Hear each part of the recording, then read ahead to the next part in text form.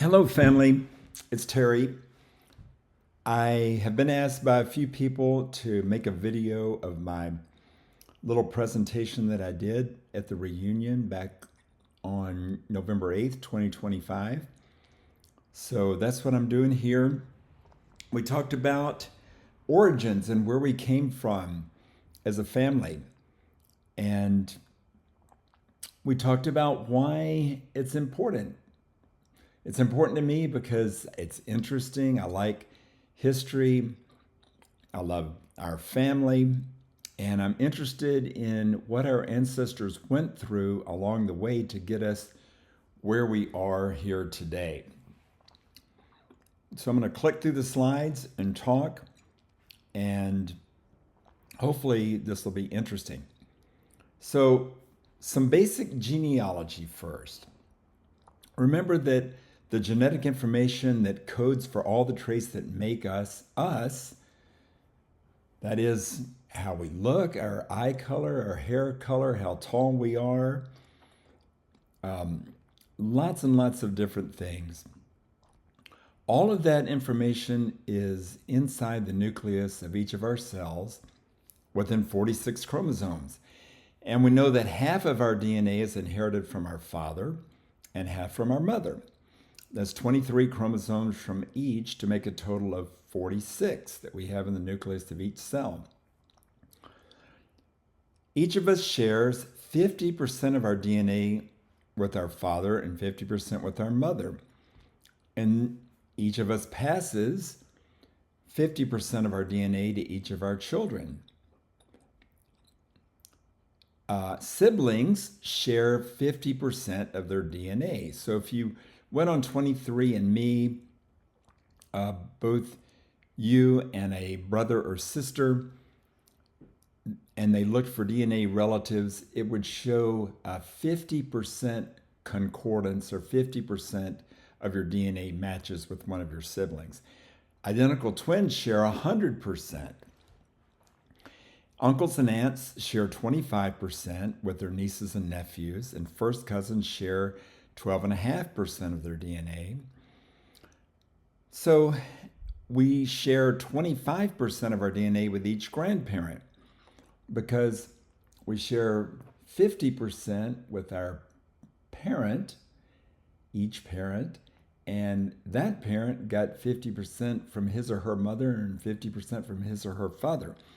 So we get 25% of our DNA from each grandparent, and 12.5% with each great grandparent, and 66.25% with each second great grandparent, our great greats. And it goes on and on from there. And it's interesting that as we go farther up the great greats, we have a lot more, an exponentially more ancestors as we go farther back in time. So each of us has 8 great grandparents and 16 great great grandparents, and that'd be 32 great great greats.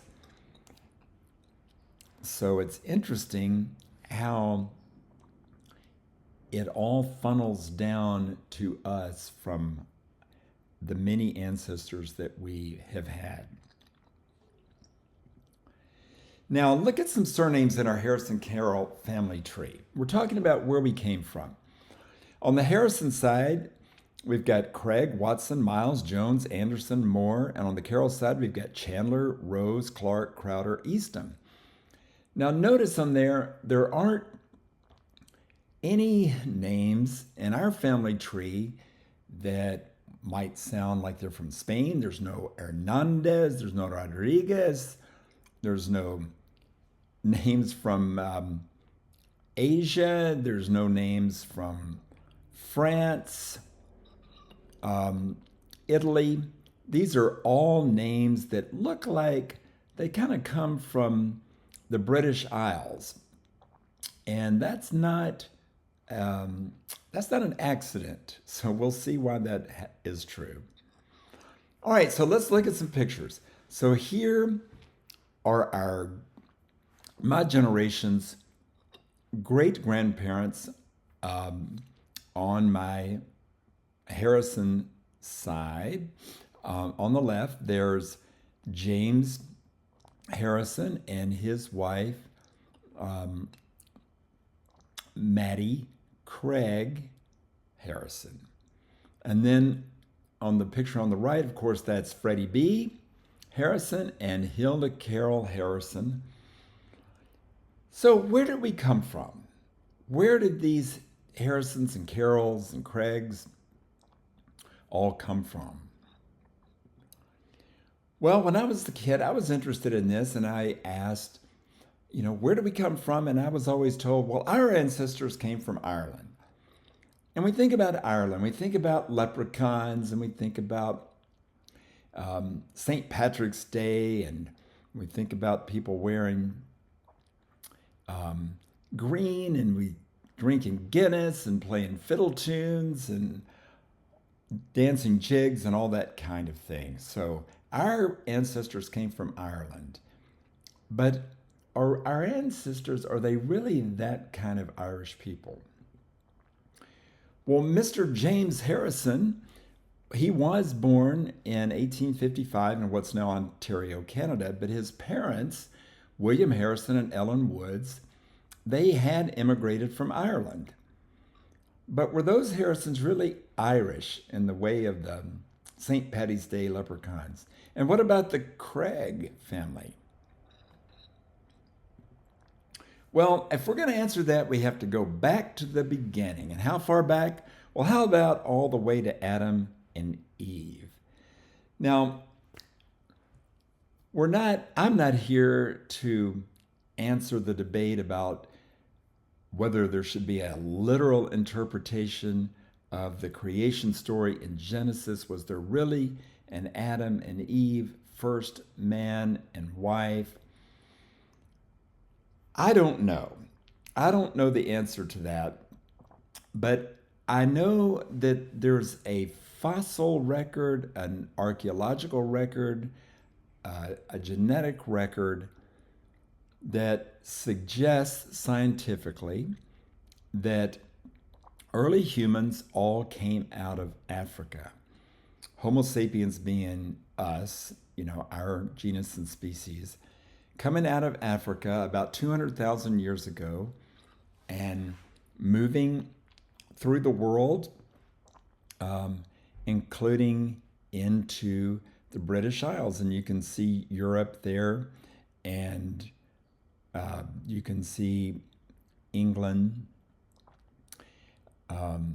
about 40,000 years ago. Now, also there were other early human species, the Neanderthal people. They probably were there earlier and kind of mixed in with the Homo sapiens and mixed all their genetic material up. And so we have Neanderthal DNA mixed in with ours. And when I did my 23andMe years ago, about 2% of my DNA was considered Neanderthal DNA. So that's kind of cool.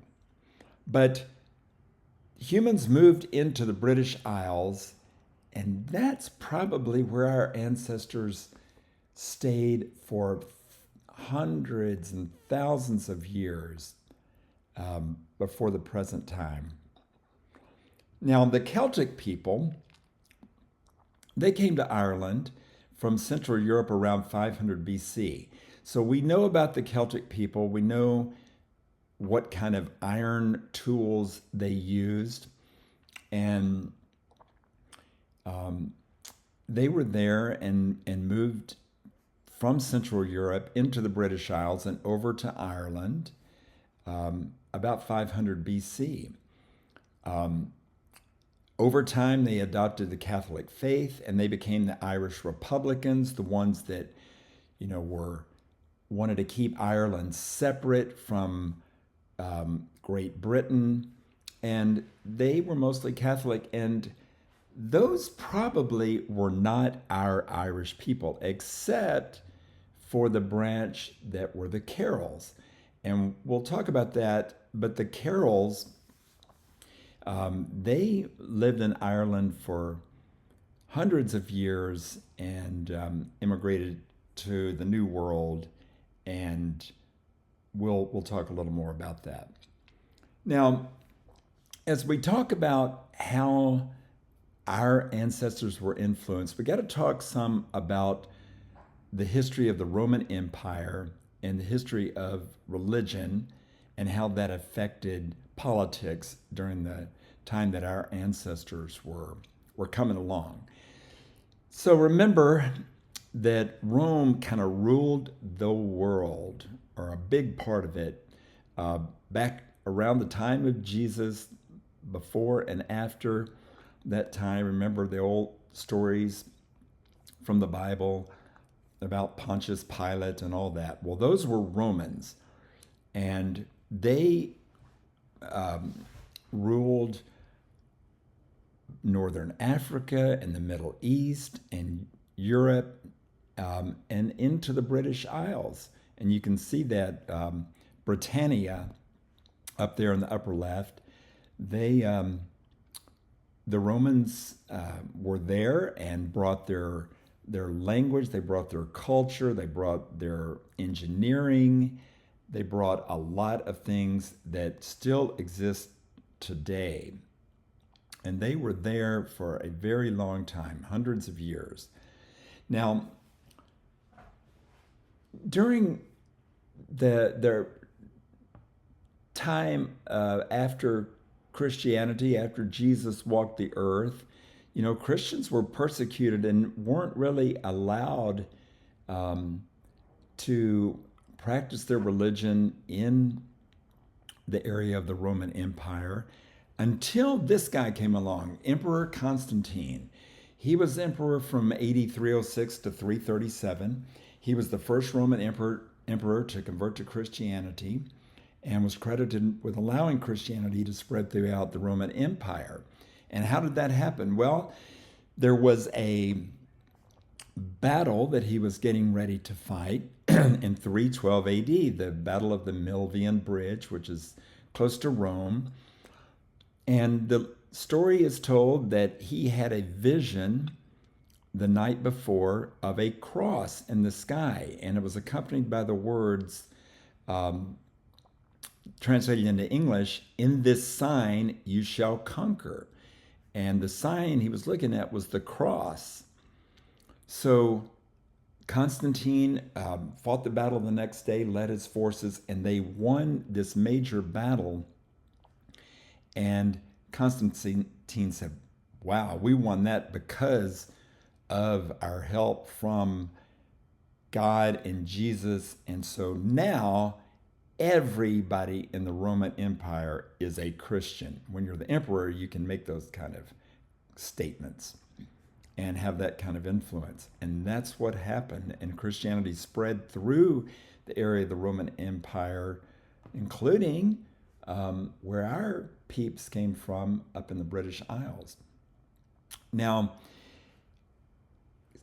St. Patrick, after that time, 100 years or so, he returned to Ireland and he spread the Catholic faith throughout the island of Ireland.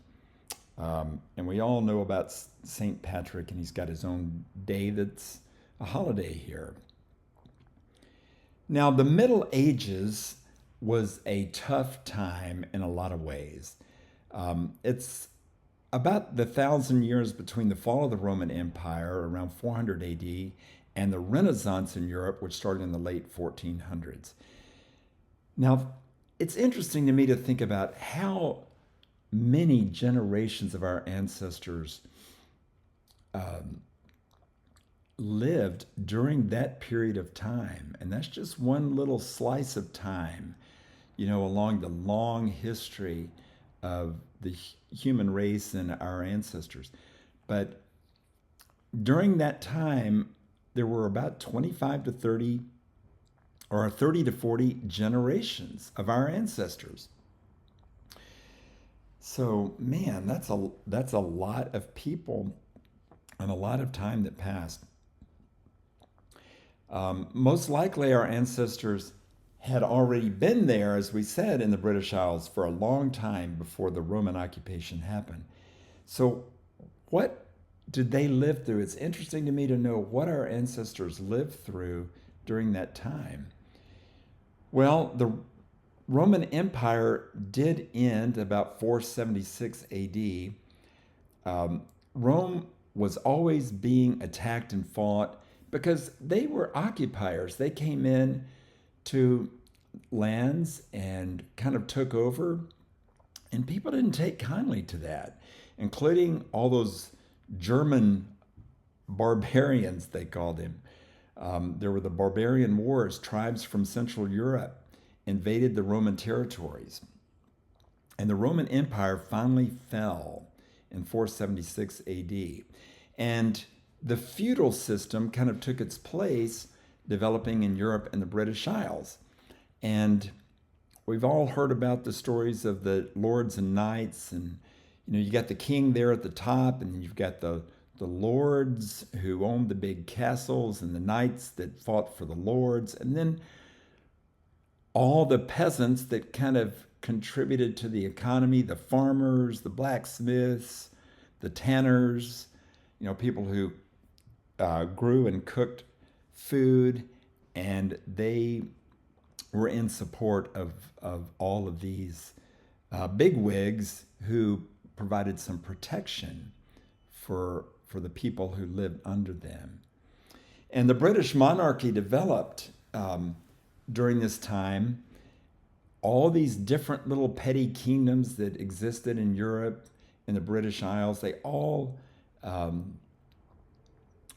finally came together under a very influential king, Alfred the Great. He, the first Saxon king of England in the 800s AD, kind of consolidated all of these little petty, smaller kingdoms and became the big shot, Alfred the Great. Then a big thing happened in 1066 AD. William the Conqueror, who had ancestry both of French and Viking. They were called the Northmen, the Vikings from Scandinavia. He was of that lineage, and he won a big battle, the Battle of Hastings in 1066, over the Saxons in the British Isles, and became the King of England, William the Conqueror. Now, the British royal family traced their roots both to Alfred the Great and William the Conqueror.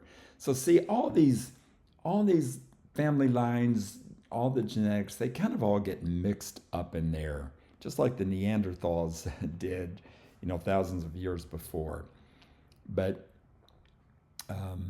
the British royal family comes from William the Conqueror, and each of them can trace their lineage directly back to William the Conqueror. During the Middle Ages, all these Gothic cathedrals were built in Europe. The Catholic Church generally flourished in Europe during the time after Constantine and before the Reformation. And so everybody was Catholic back then, who were Christians. Of course, there were a lot of pagan religions worshiping natural things and ancestors going on as well. Now, our ancestors lived through some really tough times. In the 1300s, the Black Plague happened in Europe and the British Isles and killed about a third of the population. That's a huge, huge number of people, and our ancestors obviously made it through that. The Renaissance slowly developed starting around the late 1400s in Europe. Here's a picture of William Shakespeare and all of those others in Europe, Leonardo da Vinci and the famous painters. They were bringing back arts and literature that had been kind of dormant since the Greek and Roman times. Meanwhile, the Europeans were colonizing the New World. Remember Columbus sailing the ocean blue in 1492?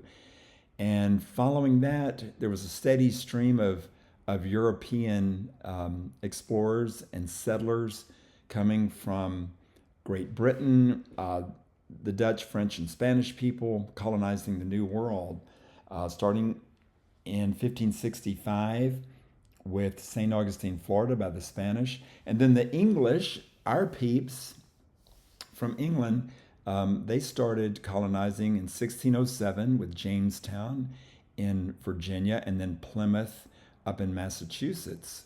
And everyone knows the story of the Mayflower bringing the Pilgrims, Puritans, starting a major settlement at that time from the British Isles. Now, back there in Great Britain, some things were happening in religion that are important for our family history. Um, Everybody has seen pictures of big, fat Henry VIII. Now, Henry VIII, again, they had been Catholic, since the time of Constantine. But Henry VIII, he had a little problem going on, and he had a little argument with the Pope. He had been married to Catherine of Aragon for about 20 years, and he wanted an heir. All the kings want a male heir to pass on the crown, and she could not have babies. And he had found another love, and wanted to have his marriage annulled by the Pope. And the Pope refused. That was just not part of the Catholic religion to divorce and annul marriages. So Henry VIII said, well, forget you, Pope. We're going to start our own church, and established himself as the head of the Church of England, also called the Anglican Church. And that's the one that became the Episcopal Church in America when the English colonized the New World. Now, during this time, most of Ireland, following St. Patrick way back, 1,000 years earlier, most of Ireland remained Catholic. Now, some other religious things that have importance in politics of that time was the Reformation. The Anglican Church kind of was the main church in England, Scotland, the British Isles. But John Knox came along and started the Presbyterian Church in Scotland in the mid-1500s.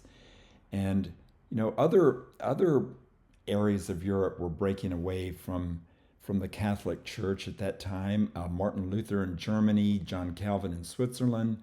But John Knox was the guy in Scotland where our peeps were from. And most of Scotland over time became Protestants, mainly Presbyterians at that time. And most of England remained as Anglicans, part of the Church of England, and most of Ireland, again, remained Catholic. Now, the Catholics and the Protestants did not like each other, and it was the usual battles over money and territory and influence and who got the best jobs and all the usual stuff that everyone fights wars over. And King James decided that he wanted to bring Protestants over to Ireland to kind of counteract this big Catholic population over there, because he wanted Ireland. He wanted to rule Ireland as well as England and Scotland. So King James developed the Ulster Plantation in Northern Ireland, and here it is on the map. That's Ireland, and that very northeastern tip up there was what became the Ulster Plantation. And King James brought Protestants from mostly lowland Scotland and northern England into Ireland to counter the Gaelic Catholic influence there. Now, all the big wigs, they got big land grants up to 170,000 acres. And probably a lot of our ancestors immigrated to this Ulster plantation from Scotland and northern England. They were looking for a better life, and they wanted to practice their Presbyterian religion without the Anglican Church breathing down their neck. So they moved there to Northern Ireland, to the Ulster plantation. And a lot of our ancestors probably came to the New World from there. They moved to the Ulster plantation from mostly the Scottish lowlands. The Highlands up there, the darker green, those are those kilt-wearing crazy guys like in the movie Braveheart. They were Gaelic people, Celtic people, more than the people in the Scottish lowlands in northern England. And those lowland Scots and the English people were the ones that mainly populated the Ulster plantation in Ireland back in the 1600s and 1700s. Now, things weren't really all great during that time. They came over there, but most people weren't the big landowners. They were tenant farmers, kind of like sharecroppers. They found it difficult to own their own land. They grew flax and milled fabrics for the rich people. The rents were high. The crops failed sometimes. There was always conflicts with Irish Catholics. There was also conflicts with the Anglican Church because they were Presbyterians and they didn't want, the Anglicans didn't like having the Presbyterians around because, the Presbyterians didn't want to pay money to the Anglican Church and support them. So there was always religious persecution going on. So religion and politics gets all wrapped up. And then a big thing, the potato famine happened around 1845 to 1852.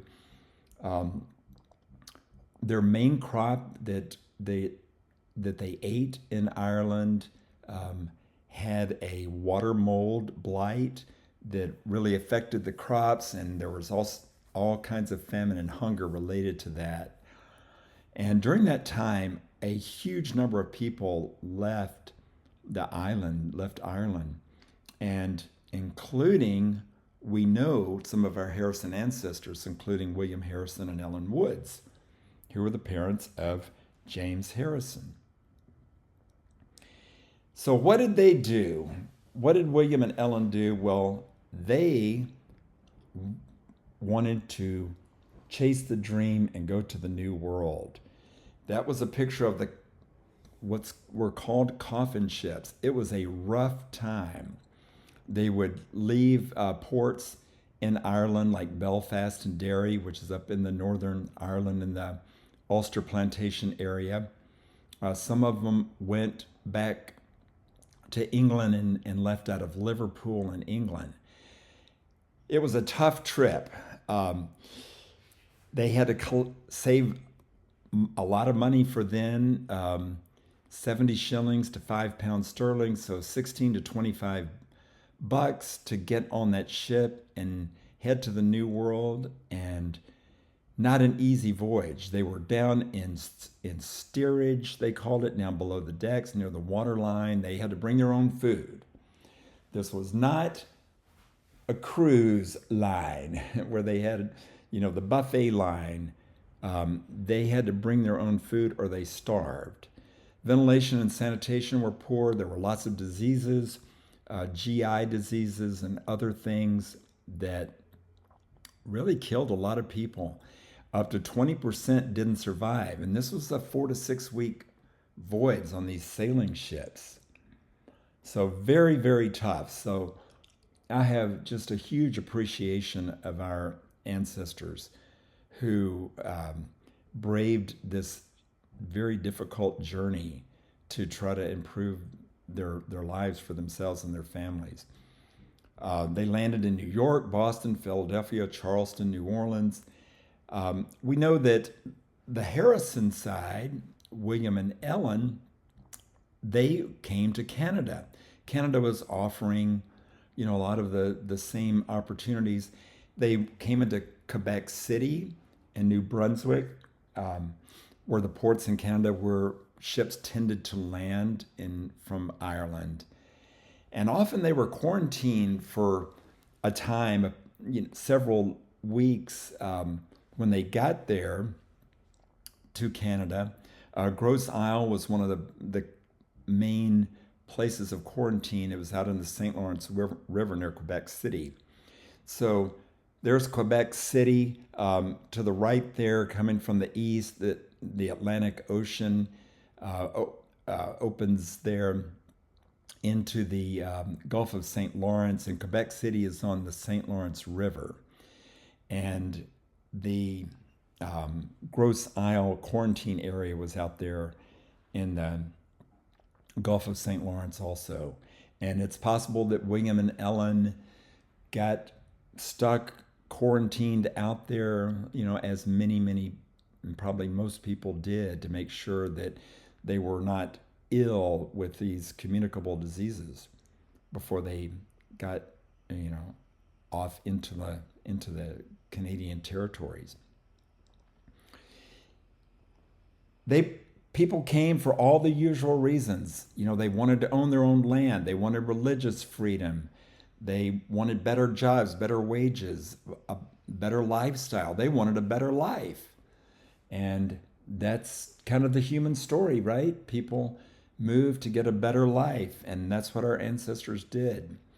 Now, how do we know that our ancestors were there from Ireland? Well, here is the death certificate of James Harrison, Freddie B's father.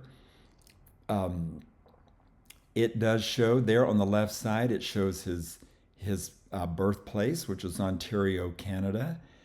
And it shows his father's name, William Harrison, whose birthplace was Ireland, and his mother's maiden name, Ellen Woods, whose birthplace was Ireland. So we have their names from his death certificate.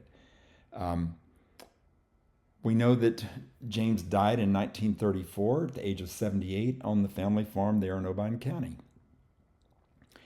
Now, sadly, William and Ellen, that's the end of the road for our Harrison surname genealogy.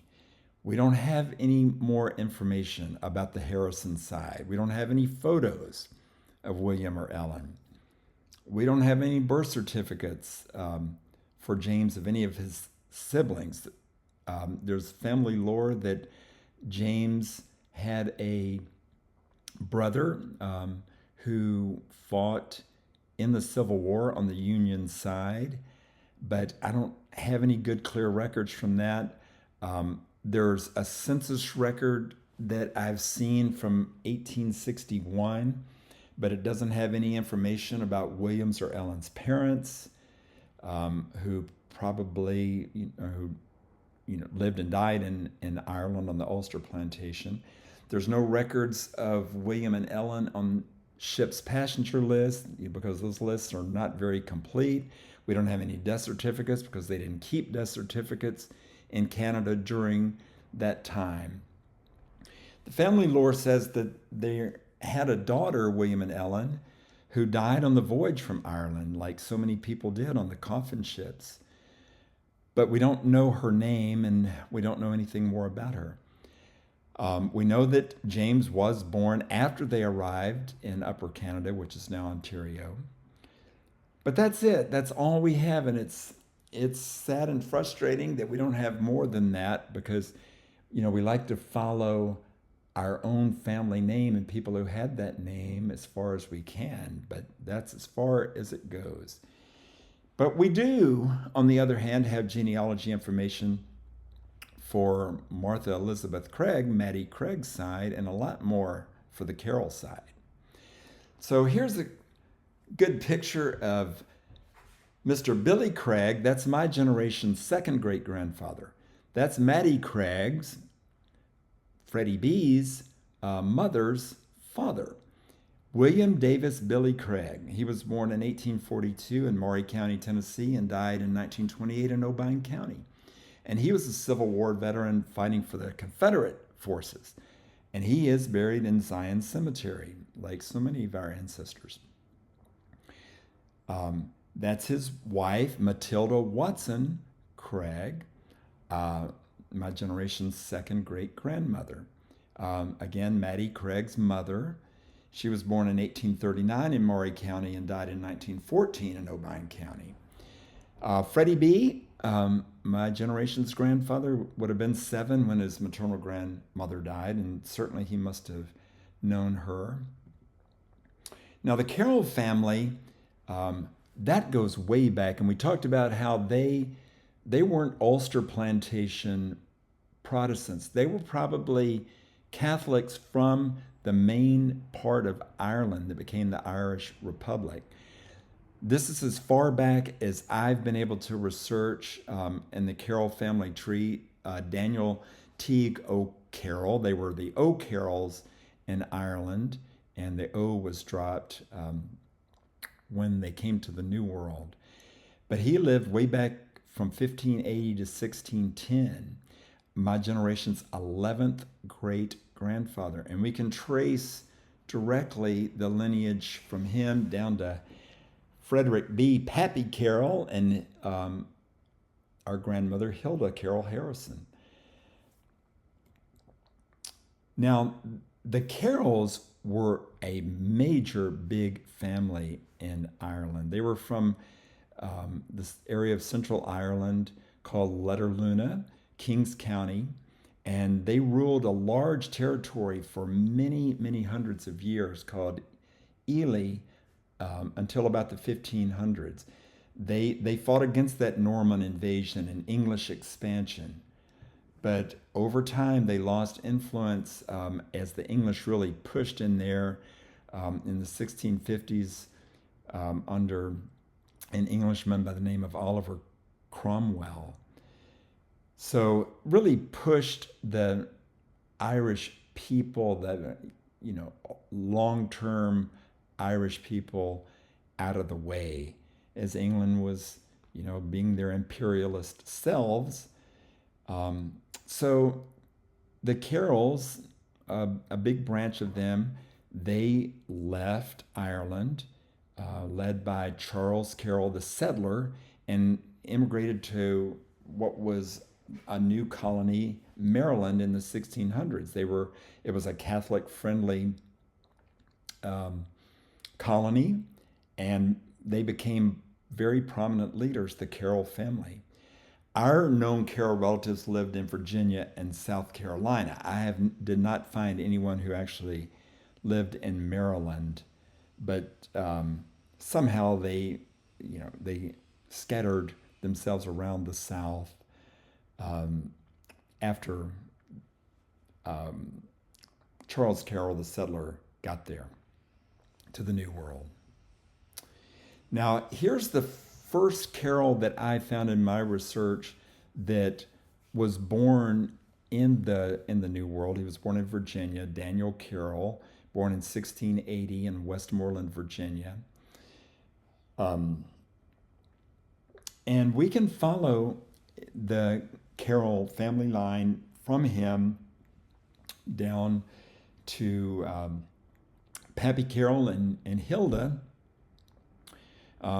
And the line is Daniel Dempsey, another Daniel, Edmund C., Edmund Arthur Meredith. Meredith Carroll was Pappy Carroll's father. Pappy Carroll's name was Frederick Bedford Carroll. And then, of course, my grandmother, Hilda Lucille Carroll Harrison. Here's Pappy Carroll and Mammy Carroll. Sometime around 1965. This is how I remember them, as a little boy going by to visit them.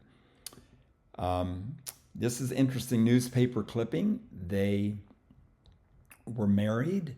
I don't have the date. I know I got the date someplace else. I can't remember exactly when it was, but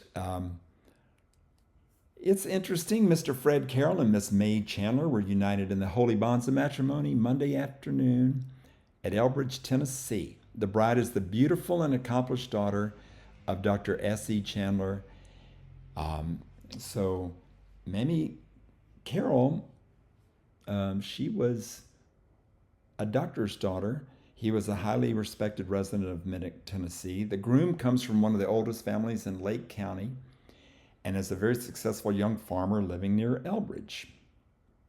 So that's our great grandparents, my generations. Here's a good picture of them. The little girl there in the white dress is Hilda Lucille Carroll, and that's her mother, um, um, Bertha May Mammy Carroll there, and her father with a little boy in his lap, and that's probably one of grandmother's younger brothers. And on next, the other side of little Hilda is probably Cora Rose Chandler, who was Hilda's grandmother, her mother's mother. And there's Cora Rose Chandler. Love this picture. She looks like just a jolly fun person to hang around, and I wish I had a chance to meet her. It's interesting. She was again Mamie Carroll's mother.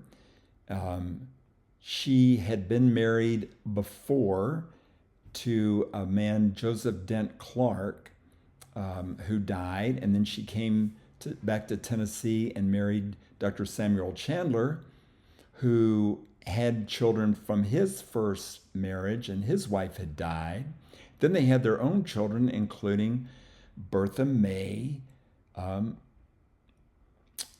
Chandler, who became Mamie Carroll. And she was the maternal grandmother of Hilda. She was born in 1849 in Kentucky and died in 1934 in El Monte, California. She was living with a son by her first marriage. So that's Cora Rose Chandler. I thought this was interesting. This is just a printed copy of the will of Mr. Aaron Sheeran. He was the great grandfather of Fred B. Pappy Carroll. So Pappy's father was Meredith Nathaniel Carroll, and his grandfather was Arthur Carroll. Arthur's wife was Martha Jane Sheeran, and she was the daughter of Aaron Sheeran. So Aaron Sheeran is my generation's fourth great grandfather. And just remember that we have 64 fourth great grandparents. So we have a lot of those. There's some interesting things in this will that I thought were kind of funny. We won't read the whole thing here, but let's see. This one on the right, he gave his son Wiley Sheeran the farm on which I now live, containing about 100 acres of land with all the tools and farming utensils belonging thereto. I also gave him 1 year's provision and some stock hogs and 2 brood mares named Paulina and Janie. I'm glad we have those names. I love that. And 1 yoke of muley steers and 1 wagon, also 2 cows named Whiteface and Pity, together with their calves and all the household and kitchen furniture and 4 head of sheep. So I thought that was interesting and kind of funny, the things that he passed on. Now back to Mr. James Harrison, and we're winding up here.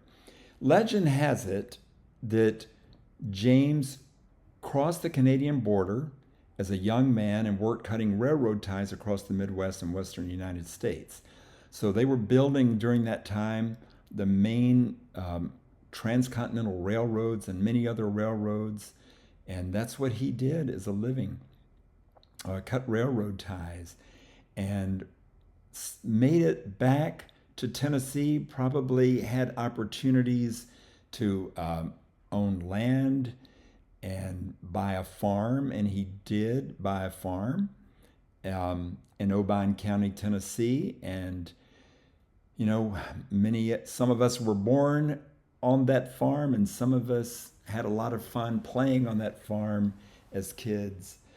Um, he met his wife, Mattie Craig, who was born in 1866. He was born in 1855, so he was 11 years older than she was. They married in November of 1902, and so he was pretty old. They were kind of old parents. He was 49 years old when his first son, William Jennings Willie Harrison, was born in 1904, and he was 52, and FB was born in 1907. So he got kind of a late start with the family. And Martha Elizabeth Mattie Craig was pretty old too. So, you know, she was 38 when Uncle Willie was born, her first son. So James Harrison, remember, he was born in 1855 in what's now Ontario, Canada. We don't have any birth certificates. They didn't keep those in Canada at that time. We do have a census record from 1861 showing that he was a 6-year-old, so that matched up, in the Manvers Township, Durham County. And here's a map showing that. You can see Toronto, and up to the northwest of there is Durham. So that's where he lived, and his family probably, his parents probably got land, and that's where he was probably born.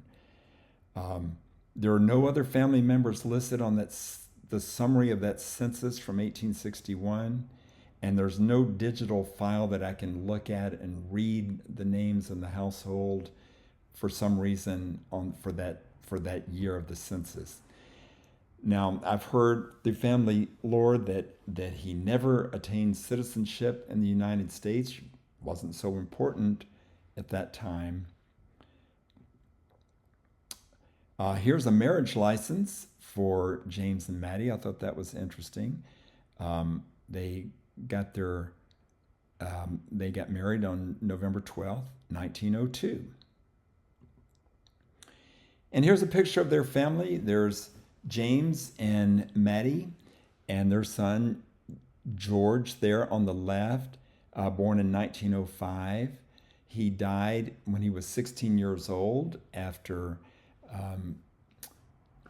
getting a compound fracture, a broken arm, you know, where the bone was extending out through the skin. So a very dangerous injury.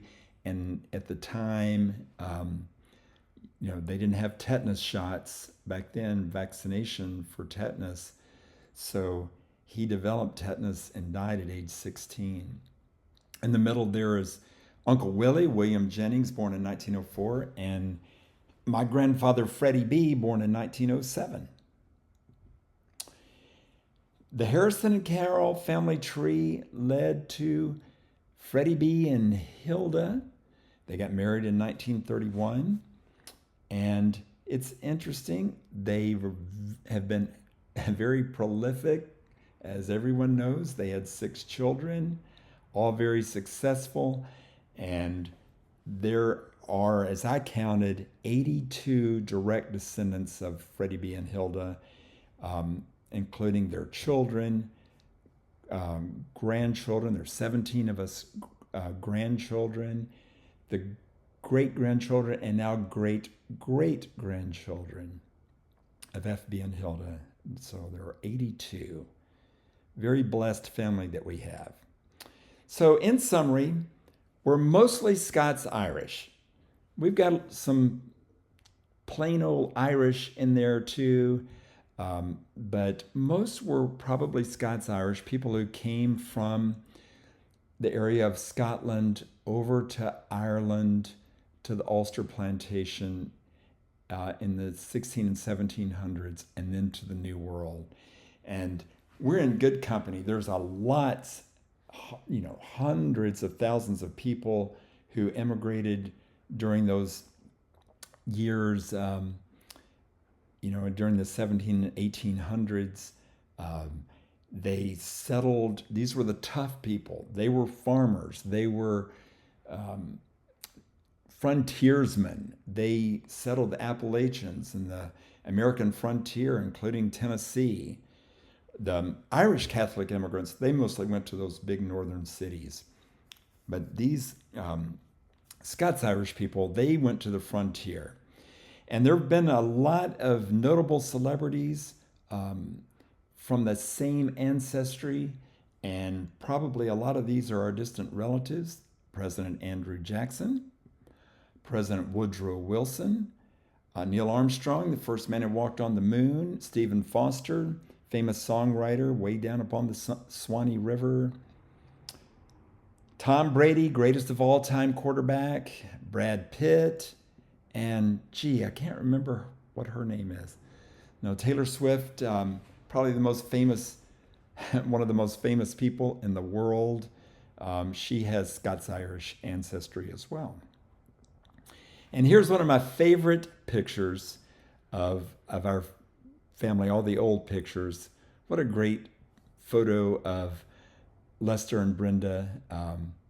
And those are some good looking dogs that they had somewhere around 1955. So I hope this has been interesting and helpful. The history to me is fascinating. The things that our ancestors lived through. I'm so grateful to all of our ancestors that came along and braved all the things and were fortunate enough to make it through all those hardships and difficult times to get us where we are today. So that's it. I hope that was enjoyable, and I wish everyone a great day and lots of love to all.